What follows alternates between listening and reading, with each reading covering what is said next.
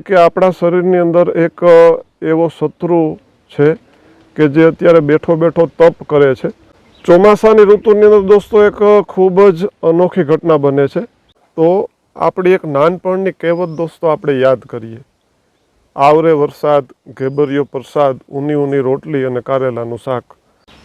નમસ્કાર દોસ્તો, હું આપનો દોસ્ત હરેશ બેરા આપણી આયુર્વેદિક ટિપ્સ ગુજરાતી ચેનલમાં તમામ દોસ્તોનું સ્વાગત કરું છું. દોસ્તો, આજના વિડીયોમાં આપણે આપણા સ્વાસ્થ્ય માટે લાભકારક ખૂબ મહત્ત્વપૂર્ણ એક બિંદુ ઉપર ચર્ચા કરવાના છીએ. તો પૂરેપૂરો વિડીયો જોજો. નવા મિત્રો આપણી ચેનલને સબસ્ક્રાઈબ કરી લેજો અને બાજુનું બેલ આઇકન ટચ કરી ઓલ ઉપર સેટ કરજો, એટલે નવા વિડીયોની માહિતી દોસ્તો આપને મળતી રહે. દોસ્તો, જે મિત્રો આયુર્વેદની અંદર રુચિ ધરાવે છે તે તમામ મિત્રો એક વાત તો જાણે જ છે કે આપણા શરીરની અંદર જ્યાં સુધી વાત, પિત્ત અને કફ બેલેન્સમાં હોય ત્યાં સુધી આપણા શરીરની અંદર કોઈ પણ પ્રકારની રોગ, કોઈ પણ પ્રકારની બીમારીઓ જોવા મળતી નથી.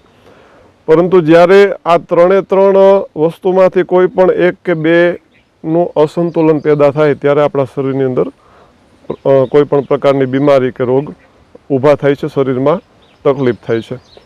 ચોમાસાની ઋતુની અંદર દોસ્તો એક ખૂબ જ અનોખી ઘટના બને છે.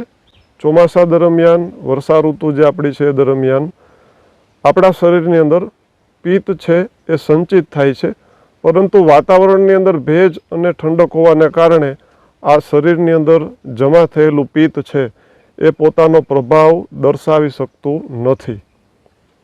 આ વસ્તુ સમજવાની આપણે દોસ્તો એ છે કે શરીરમાં પિત્ત સતત વધતું જાય છે, પરંતુ એનો પ્રભાવ બતાવવા માટે જે વાતાવરણ છે એ યોગ્ય છે નહીં, એટલે આપને એનો ખ્યાલ પણ નથી આવતો.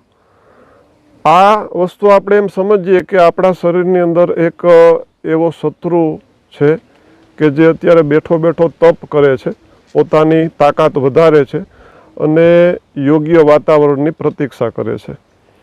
જેવો ભાદરવો અને આસો મહિનાના જે દિવસો આવે છે, ભાદરવા મહિનાની શરૂઆત થાય અને વાતાવરણ છે એ ગરમ થાય એટલે તરત જ શરીરની અંદર સંચિત થયેલું આ પિત્ત છે એ પોતાનો પ્રભાવ દેખાડે છે અને ખૂબ જ જોશપૂર્વક દેખાડે છે. અને ભાદરવા અને આસો મહિના દરમિયાન પિત્તથી ઊભા થયેલા રોગો પણ ઘણા થાય છે.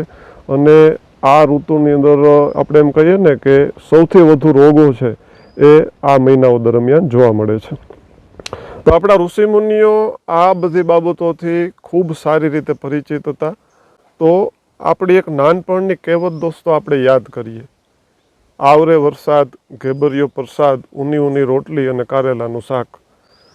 ખૂબ સામાન્ય લાગતી આ કહેવતની અંદર આટલું મોટું વિજ્ઞાન છુપાયેલું છે કે જે જાણીને આપને ખૂબ જ અચરજ થાય કે એક નાની અમથી વાત જે નાના બાળકો રમતા રમતા આનંદ પ્રમોદથી જે આ કહેવતોનો ઘણી પેઢીઓથી આપણે એમ કહીએ ને કે એક પેઢીમાંથી બીજી પેઢીમાં, બીજી પેઢીમાંથી ત્રીજી પેઢીમાં એના સંસ્કારની સાથે જે બાબત વણાઈ ગઈ છે. આ કહેવતની અંદર કેટલું વિજ્ઞાન છે અને ઋષિમુનિઓએ આ વસ્તુ આપણા સુધી પહોંચાડવા માટે કેવો સરળ રસ્તો અપનાવ્યો છે એ આપણે જાણશું તો આપને ખૂબ નવાઈ લાગશે. આની અંદર કહેવતની અંદર બે મુખ્ય બિંદુઓ છે. પહેલી વસ્તુ છે આપણે કહીએ કે ઊની ઊની રોટલી અને કારેલાનું શાક. તો દોસ્તો, કારેલા છે એ પરમ પિત્ત શામક છે. કારેલાની અંદરનો જે કડવો રસ છે એ પિત્તનું શમન કરે છે. વર્ષા ઋતુની અંદર લીલા શાકભાજીઓની અંદર પણ ઘણી બધી પ્રકારની વિકૃતિઓ આયુર્વેદના મતે આવે છે. એટલે વર્ષા ઋતુની અંદર ખાસ કરી અને વધુ માત્રામાં લીલા શાકભાજી ખાવાની પણ અમુક સંજોગોમાં આયુર્વેદ મનાઈ કરે છે. પરંતુ કારેલાની અંદર જે કુદરતે આપેલા અમુક ગુણો છે એને કારણે કારેલું છે એ વર્ષા ઋતુ દરમિયાન પણ એમાં કોઈ વિકૃતિઓ આવતી નથી. અને કારેલાની અંદરના જે ઔષધીય ગુણો છે એ આપણા પિત્તને વધવા નથી દેતા, શરીરની અંદર પિત્તને સંચિત થવા નથી દેતા. એક વાત. બીજી વાત આની અંદર છુપાયેલી છે દોસ્તો કે ઊની ઊની રોટલી. મતલબ કે વર્ષા ઋતુ દરમિયાન વાસી ખોરાક ખાવાની સાફ મનાઈ કરવામાં આવેલી છે. વાસી ખોરાક ખાવાથી પિત્તની વૃદ્ધિ થાય છે. વાસી ખોરાક ખાવાથી પાચન શક્તિ નબળી થાય છે. એટલે ખાસ વર્ષા ઋતુ દરમિયાન જે પણ વાસી ખોરાક છે ઘરે પણ તાજી અને ઊની રોટલી ખાવાની ભલામણ આ કહેવતમાં જોવા મળે છે. એની સાથે માર્કેટની અંદર ઘણા બધા પ્રકારના ફાસ્ટ ફૂડ હોય, પીઝા છે, બર્ગર છે, કે જે અમુક દિવસો પહેલાં એની સામગ્રીઓ બનાવવામાં આવતી હોય. તો આવા તમામ વાસી ખોરાકો ખાસ કરીને વર્ષા ઋતુ દરમિયાન ન ખાવા. એનાથી આપણા શરીરની અંદર પિત્તનું સંચય થાય છે.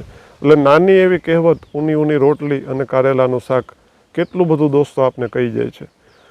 દોસ્તો, વાત સારી લાગી હોય તો આપણી ચેનલને સબસ્ક્રાઈબ કરી લેજો, વિડીયોને લાઈક કરી દેજો, અને આ વાત આપને જો સારી લાગી હોય તો વિડીયોને બીજા મિત્રો સુધી ખાસ શેર કરજો. ફરી મળશું આવતા વિડીયોમાં કોઈ સરસ મજાની માહિતી સાથે. ત્યાં સુધી રજા લઈએ. સ્વસ્થ રહો, મસ્ત રહો. ધન્યવાદ.